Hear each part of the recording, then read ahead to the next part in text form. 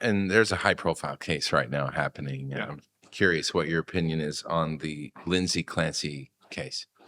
The prosecution in this case is basically stating that Lindsay Clancy killed her 3 children, tried to kill herself by cutting her own throat, hanging herself, and then jumping out of a window, resulting in her being paralyzed.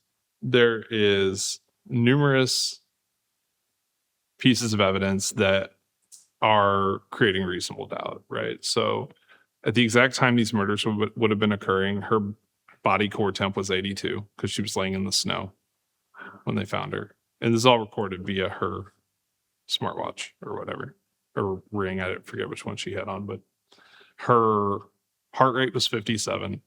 The father's DNA was found on the exercise bands that were used to murder the children, but hers wasn't. The contents of her stomach were ground pills.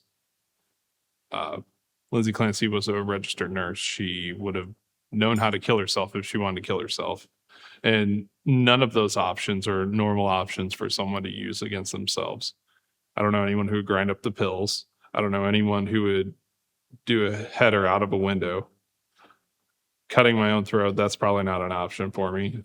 Strangling myself with a belt. And if they do, they typically do it in a way that it's a vanity reason, right? Correct. Like women will cut their wrists. They will, if they're going to shoot themselves, they shoot themselves in the chest. They don't want to hurt this. And there's so much evidence that this guy is at least culpable, but probably guilty, in my opinion.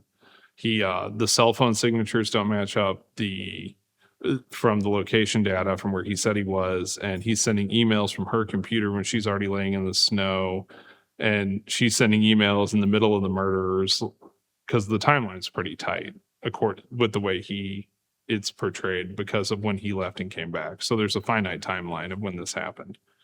There's another notable case in Massachusetts where it was a police officer actually got murdered and hit by a car, and they did a core temp on him, I believe, and he'd been out there like 6 hours and his core temp was 82.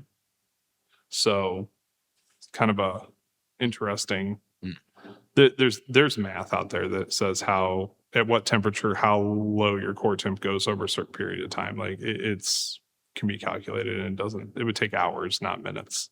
I think he did it. Really? Yeah. All right. So you just got to give your true opinion. Lindsay Clancy, guilty? No. Or not guilty? Not guilty.